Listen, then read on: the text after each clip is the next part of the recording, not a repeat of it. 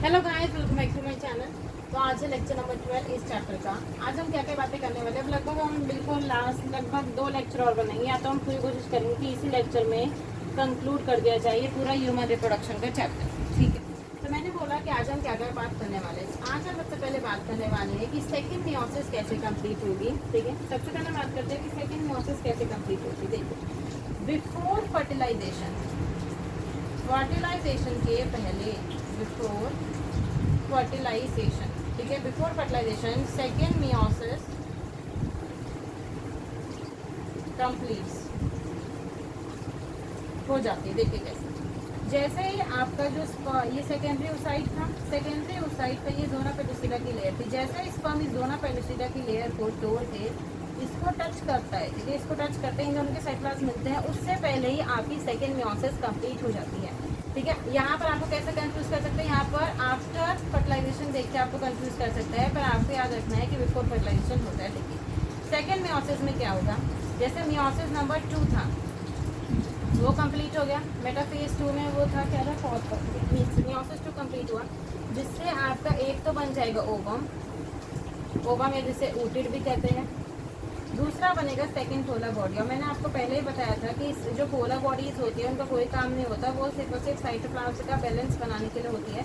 तो आप इसके साइड में लिख सकते हैं कि ये लास्ट में जाके क्या हो जाएगा, इसको लास्ट में जाके डीजनरेट ही होना है। मेन काम आपका ओवम या ऊटिड है, जो कि स्पर्म के साथ मिलेगा। इसी से समझ में आते हैं, फिर इसके आगे का मैं ऑर्डर बताती हूँ। देखिए, अब देखिए, ओवम और ऊटिड बन चुका है। क्या बोला मैंने कि जैसे ये ओवम था और ये स्पर्म था, ठीक है, ओवम या जिसे ऊटिड भी कहेंगे, ओवम और ऊटिड दोनों मिलके ये ओवम और ऊटिड बन के मिल गए, हो गई फर्टिलाइजेशन की प्रोसेस, फर्टिलाइजेशन की प्रोसेस। फर्टिलाइजेशन की प्रोसेस के बाद अल्टीमेटली क्या बना है, जाइगोट। जाइगोट के बारे में आपको बताना चाहिए कि पहली बार 2n स्ट्रक्चर होता है, यानी कि डिप्लॉयड होता है। ठीक है, दूसरी बात, इसके अंदर 46 क्रोमोसोम्स होंगे, 46 क्रोमोसोम होंगे। तीसरी बात, सिंगल सेल। अभी क्या है, ये सिंगल सेल है। ठीक है, आप समझ सकते हैं कि अभी इसके अंदर ये सिंगल सेल ही पाए जा रहे हैं जाइगोट के अंदर। अब जाइगोट के अंदर डिवीजन शुरू हो गया। अब देखिए, ये सब चीज़ें कहाँ चल रही है, ये जो ये पूरा पार्ट है ये एम्पुला रीजन में हुआ है। कहाँ हुआ है, ampulla reason of fallopian tube. ये सब कहाँ हुए हैं, ampulla reason of fallopian tube में हुआ है। ठीक है, अब देखिए, जो आपका जाइगोट बन चुका है, अब जाइगोट के बनने का, अब देखिए मैंने आपको बताया था कि पहले मैं सिंपली आपको बना के दिखाती हूँ। जैसे कि ये एम्पुला रीजन हो गया, देखिए यहाँ कहीं पाया जाता है इनफंडिबुलम, एम्पुला, इस्थमस। एम्पुला में हो गया फर्टिलाइजेशन। अब जो आपका यहाँ पर जाइगोट बन चुका है, मैं ऐसे लिख देती हूँ, यहाँ पर जाइगोट बन चुका है। अब धीरे धीरे जाइगोट सरकना शुरू करेगा, इस्थमस के पास पहुँचेगा, इस्थमस के बाद यूट्रस में जाएगा, क्योंकि यूट्रस में अल्टीमेटली उसे इम्प्लांट होना है। ठीक है, इसी चीज़ को आप लिख सकते हैं। अब देखिए, अल्टीमेटली अब आपको जाइगोट की बात करनी है कि जाइगोट के अंदर क्या क्या देखने को मिलेगा। तो जाइगोट जो है, जाइगोट अंडरगो माइटोटिक, यानी कि माइटोसिस, माइटोटिक डिवीजन करेगा। कैसे करेगा, जैसे अभी एक सेल है, एक सेल से बनेंगे फिर 2 सेल। ठीक है, समझ, इस तरीके से समझ, एक सेल से बने 2 सेल, 2 सेल से बनेंगे फिर 4 सेल, 1 2 3 4 सेल होंगे, 4 सेल से बनेंगे 8 सेल, ऐसे गिन लीजिएगा, 8 सेल से बनेंगे 16 सेल स्टेज। जैसे मैंने बोला 1 सेल 2 4, अब इस तरीके से 2 से मल्टीप्लाई, 8 सेल स्टेज और 16 सेल स्टेज, ये सारी क्या है, सेल स्टेजेस हैं। ये क्या अंडरगो किया, माइटोटिक डिवीजन। ठीक है, पहले 1 सेल स्टेज है, आप इसको पूरी तरीके से बना लीजिएगा।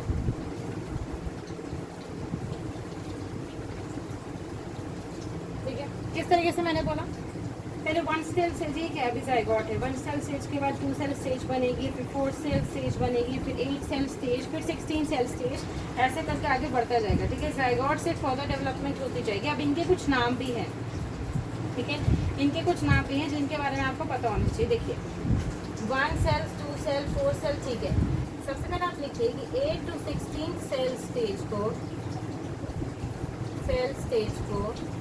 मॉडुला कहा जाता है। क्या कहा जाता है?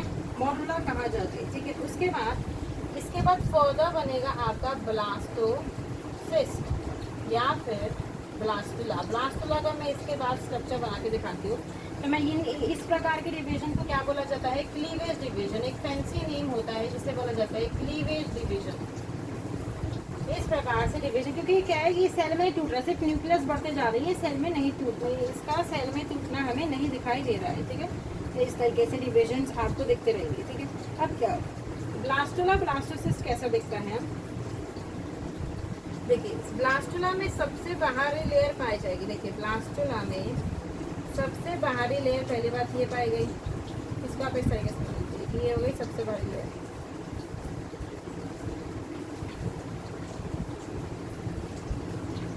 तो यहाँ पर आपका पाया जाएगा इनर सेल मास। ये हो गया इनर सेल मास। ये वाली लेयर हो गई ट्रोफोब्लास्ट और ये हो गया कैविटी। तो इस पूरे को, ये कैविटी क्या होती है? ब्लास्टो में आप इसको रब करके दिखाती हूँ। देखो, सबसे पहले बात ये हो गया आपका ट्रोफोब्लास्ट लेयर। ठीक है, यहाँ पर होता है इनर सेल मास।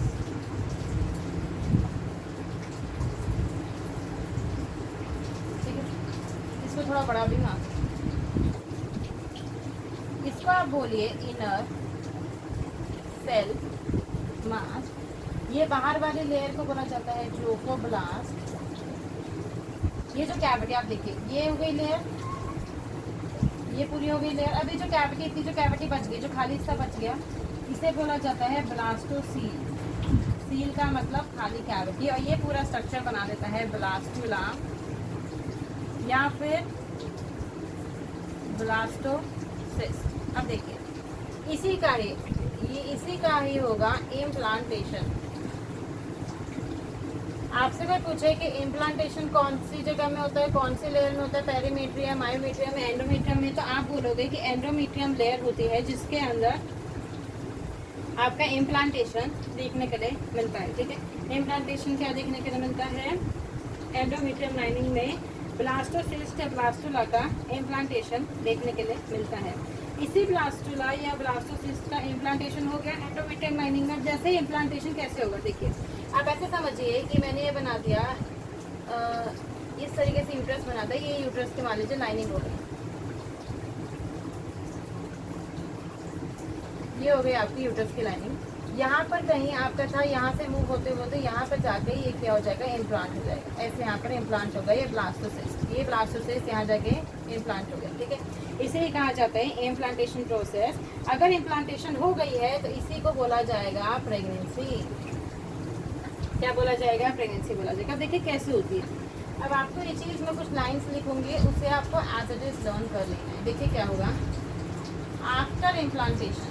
जैसे ही इम्प्लांटेशन हो गए, आपसे क्या क्या किसी से पूछ सकते कि इम्प्लांटेशन किस कौन से स्टेज में हुआ है? इम्प्लांटेशन ब्लास्टोसिस या फिर ब्लास्टुला स्टेज में हुआ है, जिसकी आउटर लेयर होती है ट्रोफोब्लास्ट, अंदर पाया जाता है इनर सेल मास। ठीक है, आफ्टर इम्प्लांटेशन, जैसे इम्प्लांटेशन हो गई, फिंगर लाइक प्रोजेक्शंस। कैसे प्रोजेक्शंस? फिंगर लाइक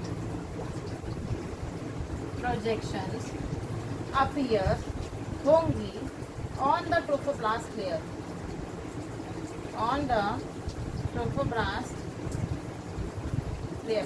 तो आपके क्या रखना है कि finger like projections appear on the trophoblast layer, जिन्हें कहा जाता है क्रॉनिक विलाई। क्या बोला जाता है? क्रॉनिक विलाई बोला जाता है। क्रॉनिक क्या बोला जाता है? क्रॉनिक विलाई बोला जाता है। अब देखिए, अभी जो क्रॉनिक विलाई है, क्रॉनिक विलाई प्लस में यूट्राइन टिश्यू मिलके, क्रॉनिक विलाई प्लस में यूट्राइन टिश्यू मिलके स्ट्रक्चरल फंक्शनल यूनिट क्या बना देंगे? Structural and functional unit between embryo and mother के बीच में, जिसे बोला जाता है प्लेसेंटा। क्या बोला जाता है? प्लेसेंटा। इस पूरी लाइन का एज इट इज लिखिए। मतलब क्या है, मान लीजिए कि ये हो गया आपका जिसके इम्प्लांटेशन, ये लेयर हो गई, ठीक है, ये लेयर हो गई, यहाँ पर इसकी इम्प्लांटेशन हुई है। इस तरीके से फिंगर लाइक प्रोजेक्शंस, ठीक है, इस तरीके से फिंगर लाइक प्रोजेक्शंस इसके ऊपर आएंगे। साइड में यूट्राइन टिश्यू है ही, और ये क्या बना देंगे, chronic villi. Finger like projection से क्या बोला जाता है, chronic villi. Chronic villi uterine tissue मिलकर किसकी फॉर्मेशन कर देंगे, प्लेसेंटा की फॉर्मेशन कर देंगे। प्लेसेंटा क्या होता है, स्ट्रक्चरल एंड फंक्शनल यूनिट होता है बिटवीन द एम्ब्रियो और फीटस एंड दी मदर। क्या होता है, प्लेसेंटा होता है। देखिए प्लेसेंटा का क्या काम होता है, आपने ये चीज़ 10th क्लास में भी पढ़ी थी कि प्लेसेंटा का क्या काम है। प्लेसेंटा क्या करेगा, प्लेसेंटा का काम होता है ट्रांसपोर्ट ऑफ न्यूट्रिएंट्स, ठीक है, खाना पचाना, ठीक है, गैसेस का एक्सचेंज करना। देखिए क्या क्या क्या क्या क्या क्या काम करेगा, सप्लाई ऑफ ऑक्सीजन आप लिख सकते हैं, सप्लाई ऑफ, जो फीटस है उसे ऑक्सीजन पहुंचाना, ट्रांसपोर्ट ऑफ न्यूट्रिएंट्स करना, ठीक है। उसी के साथ साथ रिमूवल ऑफ, आप ऐसे कर सकते हैं कि removal of CO2, removal of excretory waste, removal of waste material. तो ये प्लेसेंटा का काम होता है। पहली बात क्या है, structural and functional unit between the embryo and the mother क्या होता है, प्लेसेंटा होता है। प्लेसेंटा का काम क्या होता है, ट्रांसपोर्ट ऑफ न्यूट्रिएंट्स करना, ऑक्सीजन को पहुंचाना, ऑक्सीजन जो वो CO2 फीटस निकाल रहा है उसकी रिमूवल करना, जो वो एक्सक्रीटरी वेस्ट बना रहा है उसकी रिमूवल करना, ये सब चीज़ें क्या होती है, उसकी काम होती है। अब देखिए प्लेसेंटा डायरेक्टली अटैच नहीं होता है, प्लेसेंटा इज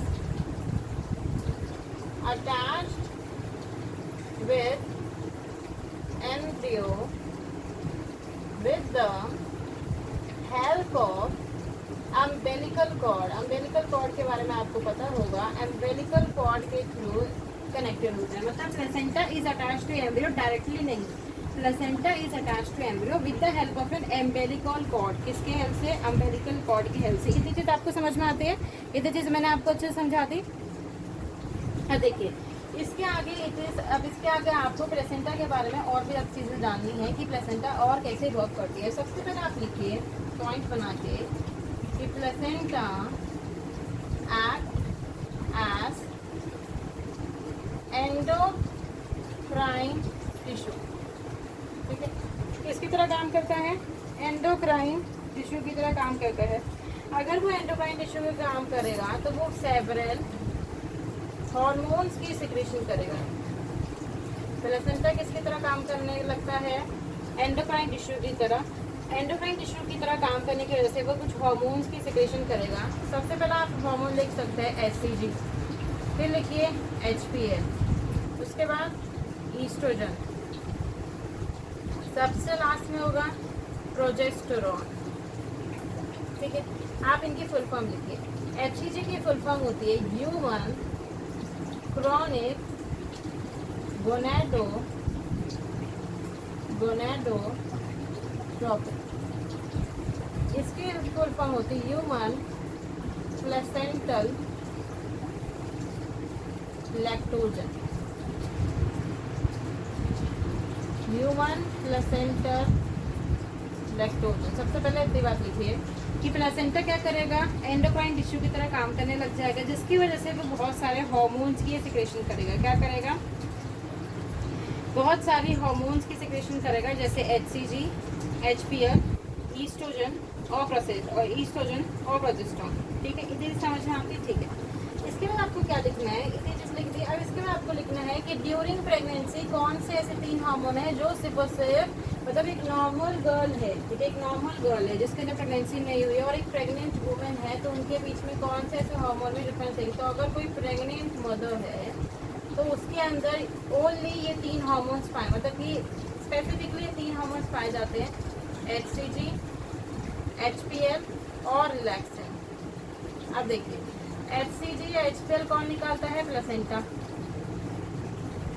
रिलैक्सिन कौन निकालता है, ovary. This is very very important कि रिलैक्सिन कौन निकालता है। ये क्या है कि during pregnancy only, during pregnancy only HCG, HPL और रिलैक्सिन रिलीज होते हैं, ठीक है। इतनी चीज़ों को लिख लीजिए। कि HCG, HPL और रिलैक्सेंट ड्यूरिंग प्रेगनेंसी ही सिर्फ रिलीज होते हैं, ठीक है, ड्यूरिंग प्रेगनेंसी ही सिर्फ रिलीज होते हैं। अब देखिए इसके बाद एक बहुत ज़्यादा इंपॉर्टेंट लाइन है जिसके ऊपर आई थिंक ये क्वेश्चन बन सकता है, वो क्या है, कौन कौन से हार्मोन में लिखूंगी उसको आप अच्छे से नोट डाउन करिए। टोटल 5 हार्मोन हैं। सबसे पहले आप लिखिए ईस्ट्रोजन, प्रोजेस्टेरॉन, कॉर्टिसोल, प्रोलैक्टिन,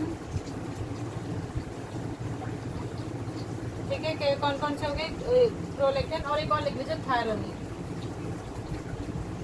ठीक है, थायरोनिन, ये सॉरी थायरोक्सिन,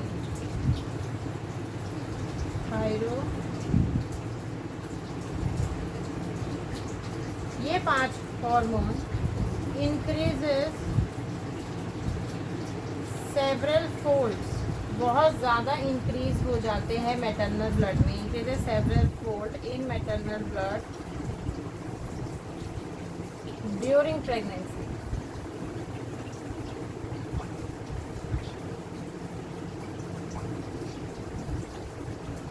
मतलब क्या, ईस्ट्रोजन, प्रोजेस्टेरॉन, प्रोलैक्टिन, थायरोनिन और कॉर्टिसोल, आई मीन थायरोक्सिन, ठीक है, ईस्ट्रोजन, प्रोजेस्टेरॉन, कॉर्टिसोल, प्रोलैक्टिन और थायरोक्सिन, ये जो 5 हार्मोन हैं ड्यूरिंग प्रेगनेंसी मैटरनल ब्लड के अंदर, इंपॉर्टेंट है कि मैटरनल ब्लड के अंदर इनकी मात्रा जो है, इन हार्मोन्स की मात्रा, ईस्ट्रोजन, प्रोजेस्टेरॉन, कॉर्टिसोल, प्रोलैक्टिन और थायरोनिन की मात्रा बहुत ज़्यादा बढ़ जाती है। क्या हो जाती है, बहुत ज़्यादा बढ़ जाती है। देखिए इन हार्मोन्स की मात्रा बढ़ने के कारण क्या क्या चीज़ें इन्फ्लुएंस होती हैं, या कि मतलब कि क्या है, कोई भी चीज़ बढ़ती है तो उसका कोई ना कोई कारण ज़रूर होगा, या कोई भी चीज़ घटती है उसका भी कोई ना कोई कारण होगा। तो इन हार्मोन्स के बढ़ने के कारण क्या क्या है, मैं उन चीज़ों को लिखती हूँ कि ये क्यों बढ़ते हैं। इंक्रीज मतलब ये हार्मोन्स भी इंक्रीज हुए to support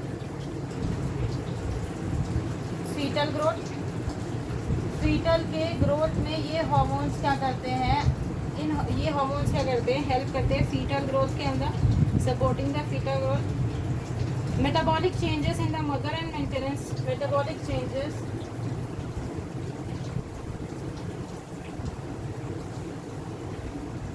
in mother, metabolic changes in mother and maintenance of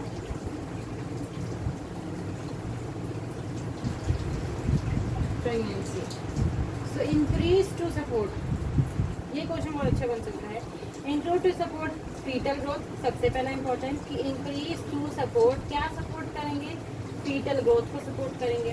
दूसरा metabolic changes in the mother, और तीसरा मेंटेनेंस ऑफ प्रेगनेंसी, और तीसरा मेंटेनेंस ऑफ प्रेगनेंसी। अब देखिए मैंने आपको जो ब्लास्टोसिस्ट से ब्लास्टोला का जो स्ट्रक्चर बताया था उसमें ट्रोफोब्लास्ट का काम था कि वो ट्रोफोब्लास्ट जाके क्या कर रहा था, जो एंडोमेट्रियम की लाइनिंग था उसमें जाके इम्प्लांट हो जा रहा था। अब आप पूछोगे कि जो आपने इनर सेल मास बनाया था उसका क्या काम है, ठीक है, जो इनर सेल मास बनाया था उसका क्या काम है, तो आप लिखिए इमीडिएटली जैसे ही इम्प्लांटेशन हो जाएगी, इमीडिएटली आफ्टर इम्प्लांटेशन, जैसे ही इम्प्लांटेशन हो गया उसके तुरंत बाद जो inner cell mass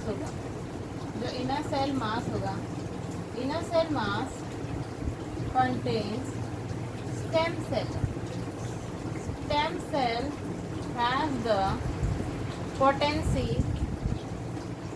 to form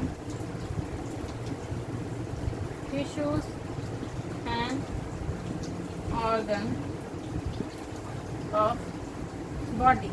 आप ऐसे शॉर्ट में लिख सकते हैं कि इनर सेल मास ही आगे जाके एम्ब्रियो की फॉर्मेशन करने वाला है। तो इतनी चीज़ को आप अच्छे से लिख लीजिए कि इमीडिएटली आफ्टर इम्प्लांटेशन, जैसे इम्प्लांटेशन हो गया ट्रोफोब्लास्ट, जैसे एंडोमेट्रियम में इम्प्लांट हो गया, इनर सेल मास के पास, जो इनर सेल मास है, जो मैंने सेल्स का गुच्छा बनाया था, उनके पास कुछ स्टेम सेल्स होती हैं। कौन सी सेल्स होती है, कुछ स्टेम सेल्स होती हैं। उन स्टेम्स के सेल्स के अंदर ऐसी कैपेबिलिटी होती है कि वो पूरे ऑर्गन्स या टिश्यू बना सके, वो जो फीटस है उसके। इसीलिए आप अल्टीमेटली ये कह सकते हैं कि इनर सेल मास ही, जो इनर सेल मास है, इनर सेल मास ही आगे जाके एम्ब्रियो की फॉर्मेशन कर देगा। किसकी फॉर्मेशन कर देगा? एम्ब्रियो की फॉर्मेशन कर देगा। ये चीज़ें समझ में आती है? ठीक है, इधर समझ में आते हैं। अच्छा, अब देखिए इसके बाद आपको क्या, inner cell mass, inner cell mass changes into ectoderm, endoderm. ये क्या होती है? एम्ब्रियोनिक लेयर होती है। इसको आपने मेरे हिसाब से एनिमल किंगडम में बहुत अच्छी तरीके से पढ़ा होगा, एक्टोडर्म, एंडोडर्म, मेसोडर्म। और यही एक्टोडर्म, एंडोडर्म, मेसोडर्म जो आपकी टिश्यूज होते हैं, ऑर्गन्स होते हैं, उन सब की क्या करेगी? फॉर्मेशन करेंगे। क्या करेंगे? उन सब की क्या करेंगे? फॉर्मेशन करेंगे। तो इस लेक्चर को हम यहीं पर एंड करते हैं, छोटा सा लेक्चर रखते हैं। इसके बाद आपका सिर्फ लास्ट टॉपिक रह गया है, वो है जेस्टेशन पीरियड। जेस्टेशन पीरियड मतलब कि फर्स्ट मंथ में बेबी के अंदर क्या क्या चीज़ें देखने के लिए मिलेगी, सेकेंड मंथ में, देन फर्स्ट ट्राइमेस्टर में, इन सब चीज़ों में क्या क्या चीज़ें देखने को मिलेगी। पार्चुरेशन से आप क्या समझते हैं और लैक्टेशन से क्या समझते हैं। ये 3 टॉपिक्स रह गए हैं जो हम लेक्चर नंबर 13 में कवर कर देंगे। और लेक्चर नंबर 13 आपका लास्ट लेक्चर होगा, ठीक है। उसके बाद हम नेक्स्ट लेक्चर मतलब नेक्स्ट चैप्टर पे मूव ऑन करेंगे। So please subscribe to my channel, like करिए, शेयर करिए और मिलेंगे लेक्चर नंबर 13 में। Thank you.